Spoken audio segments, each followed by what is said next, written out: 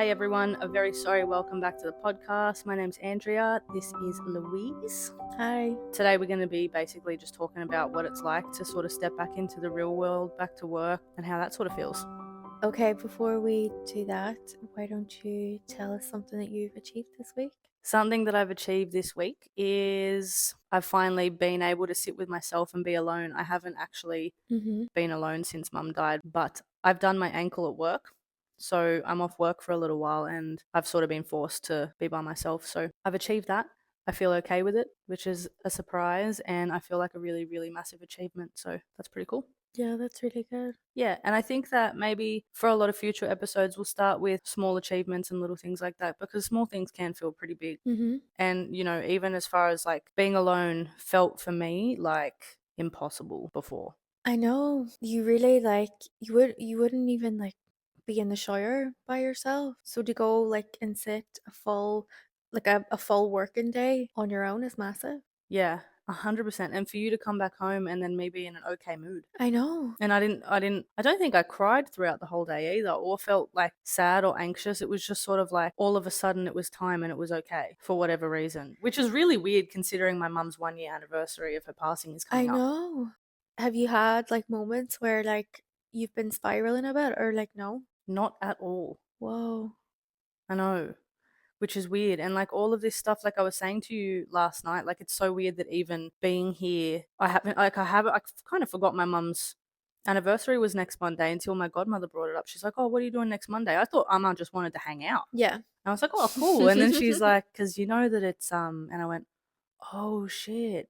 Like I even booked a doctor's appointment for my ankle on that day without even realizing. And I've been watching the calendar leading up until then. Yeah, So like that's kind of insane. I would say that is a fucking huge achievement.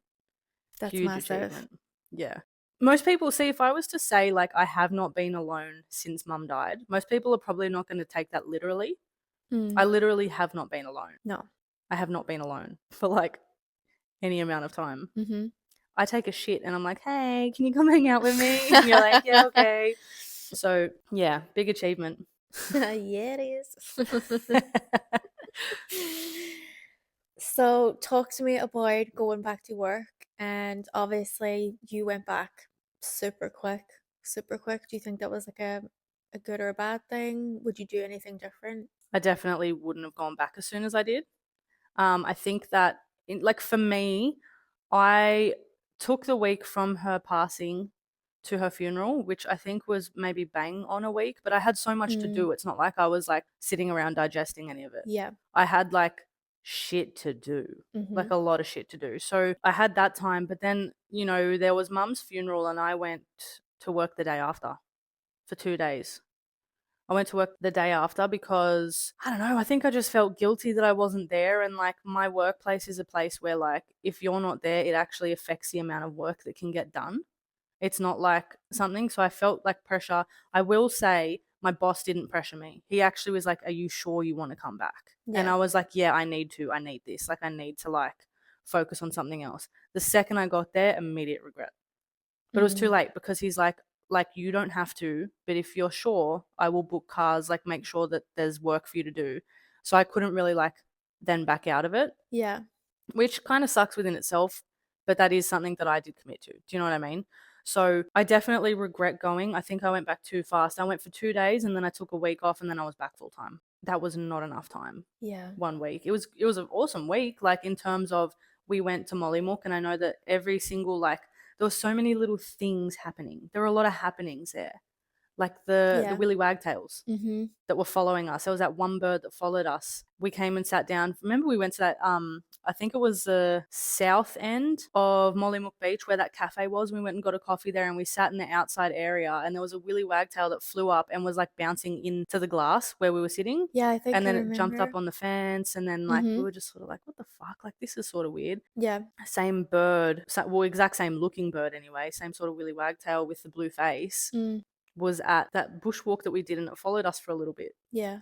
It was just strange. There was a lot of things that felt like mum was there and the sky was purple almost every fucking sunset. Mm-hmm. Like really lilac, like really, really lilac. So there was a lot of things that were making me feel like she was there. So that was nice, but it was really hard. Like I was sad. I definitely drank every day. Yeah, but it wasn't, like, ridiculous. You No. weren't, like, getting absolutely steaming, but you had No, but I felt like I needed to have a couple of drinks because that's sort of what it was like as well. Like when the last few days mum was alive, I just had to have like at least a couple of wines or a couple of beers. Like I had to. yeah. That was something, but it's not something I feel bad about either because I needed to. And Yeah. it wasn't a big deal. It's not like I was fucking going nuts. Do you know what I mean? Yeah. Yeah, that was only a week. It wasn't long enough. It wasn't long enough. And to be honest, I don't know what I would have done had I stayed home. It probably was for the best, but I was nowhere near ready. Do you think, like, the fear of being alone? Because obviously I had to go back to work. That drove me massively. Yeah. Yeah. Yeah. Rather than anything else, do you reckon? Yeah, for sure. Because I didn't want to, like, what else would I have done? All my friends were at work. I would have been in the house On your own? on my own Yeah. that she died in, that I grew up in, that I have all these good and bad memories in. It would have just been way too much. Yeah. But in saying that, going back to work, like, my whole world was at a standstill. Mhm. Me being back at work didn't kickstart the normality of real life for me.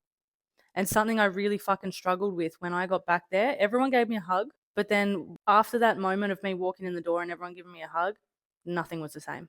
To date, nothing was the same.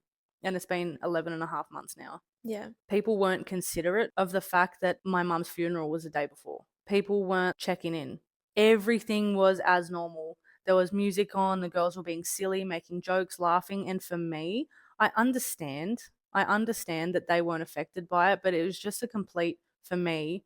And I think that this ties into the whole like anger part Mhm. of grief. Mhm. My fuse since my mum passed has been extraordinarily short, even still. I'm definitely a lot better than I was. Things piss me off now. I have really low tolerance for stuff, and that really fucking hurt. It's Yeah. like all these people are supposed to be my best mates. Like before mum died, I used to tell everyone like I have the best support network, blah blah blah. It didn't ring true after she died. No one was there for me. Yeah. No one was there for me. In fact, they went the complete other way. They began starting problems with me, talking behind my back because I wasn't being bright and bubbly. I think they took your it seems like they took your grief personally. Yeah, 100%. And instead of, even as far as like, I was like self aware enough at the time to know that I wasn't being my normal self. I would Yeah. come in on my really, really bad days and say, hey, just so you know, I'm sorry if I'm short with you. I'm having a really, really bad day. I've had a really bad night's sleep because I was only sleeping for like 3 hours a night, There was a period on there where you weren't sleeping at all. literally for months. Yeah. And like I would have like really bad nightmares, which were traumatizing, like the one about mum in the grave and all that kind of stuff. Like Yeah. there were so many things that were like fucking with my head. Mhm. And anytime that I spoke to people, they were so disinterested. They didn't, like, you could see that they were just itching to get away rather than just being like, I'm really sorry that you're going through this. Yeah. And it's not even like I was looking for people to be like so sympathetic. I was, I guess, expecting more than I got. Yeah, some 'Cause I didn't support. Yeah, because I didn't get any support. It went the Mhm. complete opposite way, and it was sort of like, "You're back in the real world." I actually had a conversation with my boss because of my quote unquote attitude, which, mind you, the attitude was me being sad. It was just that I wasn't being bright and bubbly. I wasn't making jokes with anyone. I would go in, I would do my work, and I would go home. Just Mm. wasn't being social because I didn't feel like being social. Yeah. No one was even trying to talk to me. Everyone sort of just like left me in the corner kind of thing. But Mm. yeah, so we had this conversation about my attitude, and he said, you know, I gave you all this time off for your mum's chemo, and Yeah. now you're back. You're supposed to be back. Mind you, this was like 2 weeks after my mum died. Yeah, essentially it was like, "I've done you a favor, letting you have this time off." It's Yeah. like, he didn't do you a favor, like, that's No, he didn't pay me beyond what my annual and sick leave exactly. was. If I ran out, because obviously, like, my sick leave and my annual leave would still accrue, like, Yeah. if I had time off, I had to take so much unpaid leave. Mhm. He didn't do me a favor. I have been there for 5 years, and he wouldn't even let my holiday pay go into the minus for me to owe him. He thought, nah, you can go unpaid and have the financial burden and force you to come back. Like, what the fuck is that about, man? I would have much preferred to just receive my normal wage and then over time receive maybe like $100 less a week or $50 less a week over Mhm. time. Like, why is that not a system that's in place for people like this? Exactly. It was bullshit. It was very much a you owe me now and your attitude's not good enough. So you need to really step up and you need to force yourself to be normal. Like, you can decide, it's up to you to decide to feel better, and you're deciding to be miserable. And it's like, right, okay, there is no space for me here. And it was very much the same attitude from every single one of my work colleagues. Yeah. up until now, because there's a new girl there who's like fucking so awesome. But everyone else has just been so like, didn't want to bar of me anymore. Yeah, it just seemed like as soon as you were struggling and going through a hard time, they didn't like lean in and help you and give you support. They actually made it worse for you. They made it so much worse. So much Yeah. worse. And it's just like, I'm not the sort of person to keep things to myself either. So when I'm feeling a certain way, I tell people how I'm feeling and why I'm feeling that way, so that people who are like me and overthink and are anxious aren't going to take things personally. Yeah. I gave them all of the information so that they never had to be offended by my behavior, because my behavior wasn't bad. Like, I Mm. wasn't being rude to anyone. I was just quiet. The only thing is, I've literally gone from being a bubbly, outgoing person to being quiet. Yeah. I feel like the happy part of my personality got completely dimmed when mum died. Like, that part of me died with her, Yeah. and it's slowly coming back now. But yeah, it was really, really difficult for a long time, and I just had no space. And I think that that's kind of fucking bullshit. Were there ever any conversations about how they could support you in the workplace? Like, okay, if you need to go and take like a 15-minute break or do this or do that, was there ever anything discussed like that? Like a kind of like a support plan, I suppose? Like, from management? Yeah. No, there was no understanding. If I went outside to take 5 minutes, I would owe them 5 minutes. Do you know what? I find that so frustrating. So, like, obviously, like, we're speaking specifically about grief, but like the effect that that has on your like mental well-being. Say you like sliced your finger or whatever, Mm, you could have 5-10 minutes to stop the bleeding and put it in a plaster. Do you know what I mean? yeah. It just seems like the same grace isn't allocated to this type of thing as it would like a physical injury. Yeah, 100%, because people don't believe that it's real. And in my workplace, Yeah. it seems like there's an act of understanding. And when I say act, I mean Hollywood act. Do you know what I mean? Like, they act like they understand, but then they go the complete opposite way in the second half of their sentence. Like, there's no understanding. There's nothing. Yeah, no, I get you. What was like some of the responses from people? Like when you got back to work, like what kind of things were they saying? Were they like treating you different? Yeah, I definitely got treated differently. It was like, instead of even being acting normal with me, it was acting nothing with me. It was just, I was completely like exiled. Like, it was weird. It was real Why weird. do you think that was? Do you think like people didn't know what to say, didn't know what to do? I don't know, like where do you think that sort of, do you have any ideas? I think that their opinion of me changed because I changed. Yeah. I wasn't like bright, bubbly, outgoing, silly, like cracking jokes and doing stupid voices and all that kind of stuff. Like, Yeah, so they weren't arsed. yeah, they were just like, oh, fucking boring bitch. Do you know what I mean? And that is what it comes down to, because it's been this long on Mm, and they just couldn't give a fuck. Like, I tried so hard to hang out with people for a mm, really long time. I tried really hard to make plans with people, and they just always were like, nah, nah. It's like, what? How have we gone from being so tight to this? And it's like, I hadn't actually done anything. I was still being really caring of all these people. I was still a good friend to them. yeah. The thing is, like, the way that people, just in general, not even just in the workplace, so the way they carry on after someone dies, it gets weird. Like, Yeah. they say some fucking stupid shit, like Yeah. the most unhelpful things, like, oh, she's in a better place. Yeah. I don't Like, she's dead. She's not in a better place, she's dead. Like, I know I know people are trying to be nice, but it just doesn't. it's dumb. And then there's the whole, like, oh, at least you got time with her. That's fucking stupid, because that time was me taking her to chemo. That time was me seeing her in pain. That time was me medicating her until she reached the end of her life. Yeah. It wasn't time well spent. She might, like, my mum couldn't do anything. And it's just like dumb. There is no, oh, at least this, at least that. She's gone. Yeah. She's gone. The ability to know someone's going to die is just as bad as not knowing. I guess it's something that I wish that people were more aware of, but I suppose they're going through their own grief as well at the time. But like, Yeah. the other one, there's like a list of stuff. There's the other one is like, oh, how old was she? Like, it mattered. So if she was past a certain age limit, it doesn't actually matter that she died, because then they can do the whole, oh, at least she had a good innings. Like, you're Yeah. like, It's what? like socially acceptable that she died at that age Yeah. because of the It was like when my grandma died.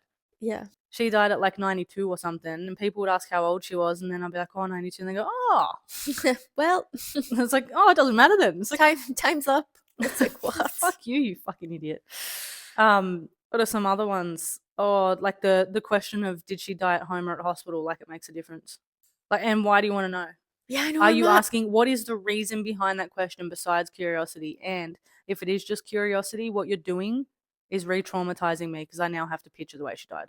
Yeah, and think about it again. Not that Dumb. you're not thinking about it, but like in detail. Yeah, dumb. Someone you worked with, I think, said that you because you were having a bad day, you can't act how you want because your mommy died. Yeah. It's like, what? Or like, even like when people say, what kind of cancer was it? Like they know anything. Or like it makes a difference. Or people have said, at least she's with your granny now. Yeah, great. So they're both dead. Thanks for the reminder. Yeah, just adding to the list. Thanks. There's also like a few that I actually got from people really close to me, which were really like, kind of like, are you fucking for real? Yeah. There's like, oh, at least this is a fresh start. You know, you got a fresh I know, start like, now. it's not funny, but it's like people are acting like your mommy was some sort of like fucking ball and chain around your neck, like Literally, keeping you at home. But now, like, you know, that she isn't there anymore, all you can you're run away free. and be free. It's like, what? It's just Like, so bizarre. yeah, like this wasn't a toxic breakup, bro. This was my mother's death. Like, it's not the same thing. I can appreciate people saying that to like, oh, you've just had this horrible life changing breakup, right? Yeah. It's like, at least you're away from the toxicity. At least you're away from this, that, and the other. This is not the fucking same thing. Yeah, it's not. It's not a new start. And in a way, yeah, your life's completely new now because there's been a big shift and you have to relearn how to sort of be and what the balance of your life is. I get that, but it's not a good new. At least it's a new start. Like, fuck you, dickhead. Fresh start. One of the other ones is like, oh, remember the good times, not the bad. Like, oh, don't focus on that. Like, I would express to people in my family and close to my family, oh, I'm really struggling, like picturing mum and I wish this and I wish that, and they'd be, oh, don't worry about that stuff, you know, don't focus on the bad stuff, think about the good things, the good memories. It's like, mate, my mum just died and I've Yeah. just got this image burned into my head. Yeah. You saying that is immediately shutting the door on this conversation, Yeah. and now I have one less person to talk to about it. That happened often. What do you think? I don't know. What do you think would be a more helpful response to that, if any? I'm sorry, Or just like that sucks. offering you some sort of like physical comfort or something, not like, Yeah, like, give me a hug, give me a kiss on the head, rub my back, yeah, say I'm sorry, yeah, say, yeah, it sucks. yeah, Two people in my life, and I'm talking like besides my brother and my godmother, that have especially been really good at receiving that sort of conversation from mm-hmm, me is you and Lane, because you guys never tried to fix it. And I yeah, think that was the best way to approach someone in my situation. Giving advice or, oh, yeah, but focusing on this and focus on that. And, oh, what's the silver lining? Like, none of that shit helps. All it is no, frustrating. mm-hmm. And it makes me feel like I don't have room to discuss shit that I need to talk about. And you also, like, I could imagine, don't want to see any silver lining in that instance. Like, there is none. And even There if is there none. was, you don't want to see it because you feel so bad. Yeah, and like especially so early on, man. Like if Yeah. someone like when you're in the rawest part of it and it's all brand new, like having that sort of said to you, literally all it does is shut things down. Mm-hmm. And you just your space for being, like just being and being able to be authentically yourself and tell people how you're really feeling Mm-hmm. minimizes really quickly Yeah. with conversations like that. And although people think they're helping, they're not. Yeah. And that leads me to another one. When you're open and you're vulnerable and you're finally like crying to someone, you feel like, do you know what, I really need to talk to this person about this because I can't get it out of my head. And the response is, are you talking to someone? Have you got a therapist? Like, oh, it's so like, come the fuck on. Oh, what about how, like, I know people have said like, oh, like we're together and you know this is great and you need to focus on this relationship and like just saying things, oh well, how can you be sad? Like you're together, you have a good relationship. Like, You have so much to look forward to. It's like, yeah. yeah. As if like all the rest of the stuff doesn't matter because you should focus on this. Or like, Yeah, like you're going to build your own family now. You've got your own life to look to build and blah blah blah. It's like I still could have done all that when my mum was here, and it would have been a lot better. So now I'm actually sad. yeah, So like, exactly. fuck you. And then there's the whole thing of like, because my mum's name and your mum's name is both Gina. Mm. There's the, oh, at least you have another Gina. Yeah. What? Like, oh, is Louisa's family nice? Yeah, they're beautiful, but my mum's They're still not my dead. family. Well, they are, but It's do you not know what I even mean? it's not Like, even about the whole family. It's like, well, my mum's still dead, so Louise having a nice family is awesome, but it's not relevant. and you could have also had your mommy. Yeah, and they would have all got along really well. Yeah. So like, fuck, it's just I people say know. I some wonder fucking what that would have been like. that would have been so good, man. My mum and your dad would have been so funny to watch together because they're Uh-huh. both really, really funny. And And your mum, silly. I reckon both of your parents with my mum Yeah. sitting at a table with just you and me would have been the fucking funniest shit. Yeah. Oh, The that makes me feel funniest. sad. I know. Or like her meeting like Oshin and Anna. Yeah. That would have been real funny. Yeah. And even like, see, like with Aiden, the conversations mum would have had with Diane and Mickey Yeah. about Aiden because like, oh, like teenage boy, blah, blah, blah. Like they would Yeah, have of had course, a because lot to she would talk about and know. like laugh about and stuff like that. And then Yeah. like Kate and Ella are like the sweetest, most beautiful kids. Yeah. And my mum would have just been like, oh, they're so lovely. Yeah. Yeah, it's a fucking shame. It's such a shame. But what do you do? Yeah. But yeah, moral of the story, people say dumb shit. I know. I think it's probably best just Just console. not to really say a lot, does it? Don't fix. Just say, I'm so fucking sorry, man. Mm. Because anything else that you say other than I'm sorry or yeah, that shit is saying you shouldn't feel this way because look at this. You shouldn't feel this way Yeah. because look at that. Mm-hmm. And that really closes the door on that one person and it makes the level of isolation huge. Yeah. And that's something I've struggled with massively. I haven't, especially in the workplace, not even just the fact that all my friends sort of like went the complete opposite way, but even in the workplace, like, why are there not systems in place for things like this? Why are people Yeah. expected to go through this and pretend once you're back at work that it's not as big of a deal as it is? Because it shakes your whole life. Mm-hmm. Everything changes. Your whole world gets flipped upside down and then someone presses pause. Yeah. Right, my world's upside down and at a standstill Mm-hmm. and I'm supposed to function as normal, but I'm upside down. I don't know how to function upside down. Everything's like on its head. It's Yeah. impossible. And like people just don't care. They don't offer extra support. Okay, this is what your reality is going to look like for the foreseeable future. Mm-hmm. What can we do to make things easier for you? Is there anything that I can do as your employer to make things easier for you? Yeah. Not done. It's not done. And if it was, I think that my levels of isolation and feeling, just really alone in this would be a lot less. Mm-hmm. I wouldn't feel like shit because I'm not strong enough and maybe other people are stronger and blah, blah, blah. But then I've, joined Facebook groups and stuff like that. And I see that a lot of people, if not everyone who's gone through this, fucking really struggles. Even Yeah. 20 years down the track, people are still struggling with some of the shit that I'm struggling with today. And it's like, why is it such a big secret? Yeah, or like so bad to talk about or something. Why is it so uncomfortable to talk about? It's inevitable for every one of us. Mm. We're gonna die. It's not a big secret that needs to be fucking poo-pooed every time you want to talk about it. You need to like make people feel okay about something that they should feel okay about.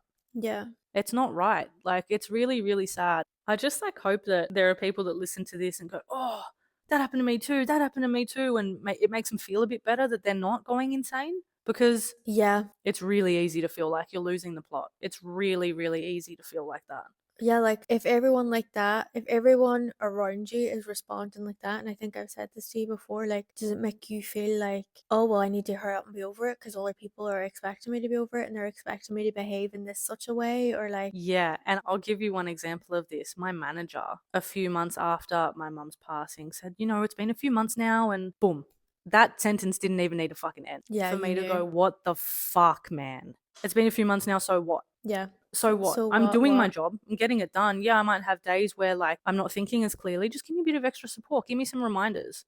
Maybe come down and check on what I'm doing to make sure that everything's okay. Yeah. Just that little bit of extra support. Take 30 seconds out of your day. Business-wise, the problems will be fixed. Mm-hmm. Relationships-wise, in the business, those things would be at bay and happy, and there'd be a level of support there. There just wasn't. And it's not hard, man. Like, it's just not hard. I don't No. understand it. So how did everything impact you at work in terms of like your level of functioning? Like, it was a pretty heavy impact because, one, I wasn't sleeping. Yeah. Two, my anxiety was extremely high. Like, my physiological symptoms of anxiety were at an all-time high. So I also wasn't eating properly. Mm-hmm. I wasn't drinking water. And it wasn't because I didn't want to look after my body. It's because I couldn't take it. It made me feel sick. Like I wasn't coping. Yeah. And I think that a big part of it is the fact that I wasn't sleeping. That was the biggest. That was really hard on you. Like you used to get so frustrated with yourself. You would start to panic from about, like I would notice from like about 7:30 in the evening. Yeah. You would start to kind of be like, fuck, like it's nearly bedtime. Like, oh, I don't feel tired. Like you would start to panic. Yeah, and it just wouldn't stop, and then I'd No. I'd, get out of bed, go to work, and it was like that for ages, so that really, really affected me. Then Mhm. there was obviously, because of all of that stuff, my memory, so things that I would normally do, like what I do for work. I have essentially an artwork that I follow and I need to reproduce something, Yeah. right? So I look at the job that needs to get done, but then what I was doing sometimes, like I'd make mistakes. Mhm. It wouldn't be correct because there were things that I wasn't cross checking and this, that, and the other. And it was like so hard because I just couldn't get my brain to work properly. Yeah. I was constantly forgetting things that were like second nature to me prior.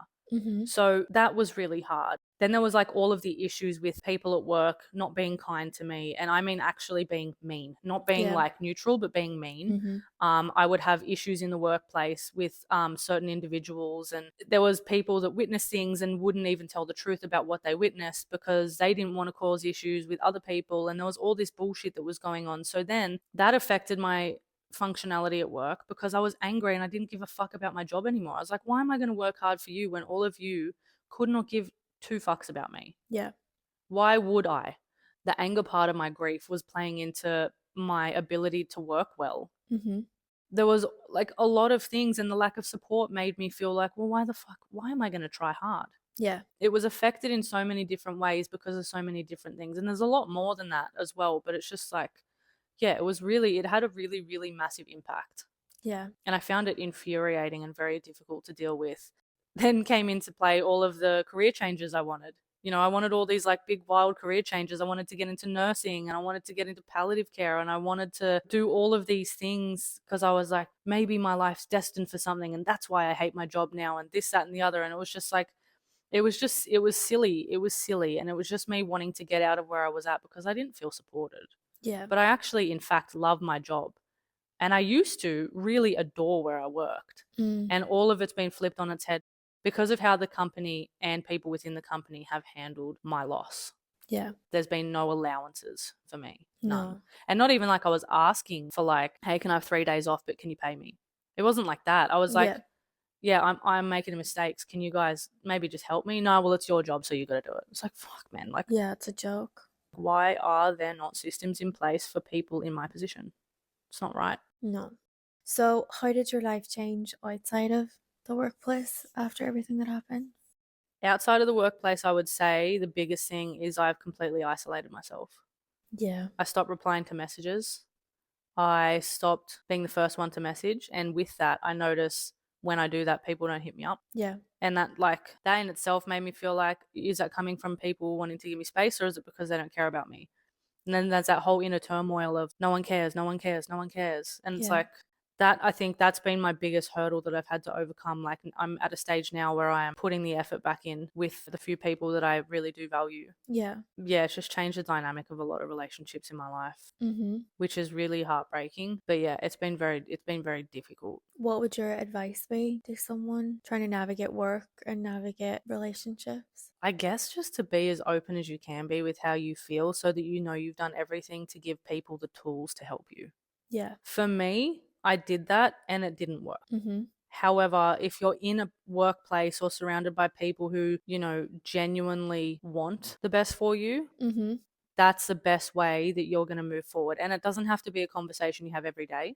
Yeah. It can just be one or two conversations over the time span of, say, a year, Mm-hmm. but just have the honest conversation and say, look, I'm really struggling. Don't Yeah. expect people to understand. Yeah. Be honest, be open, be vulnerable. And I guess I'm not even going to say don't hold expectation because it's impossible not to, because you do expect people to care about you who have told you that they'll be there for you. Yeah. And when they're not, it really is quite painful. Mm-hmm. So I won't say don't hold expectation, but if you can figure out a plan B for yourself so that you don't put yourself into a hole of being alone and isolated and not having anyone, and then you just get into this like rut, Yeah. I guess try to think of a plan B so that you do have support. Mm. in other areas other than the people that you know Yeah. personally. Reach out to other people who have lost their mums. Join Facebook pages. Yeah. Try to make friends with people who understand, because I've done that now, and fuck me, like it's made a difference. Yeah. And it's only been a few weeks since I've done that.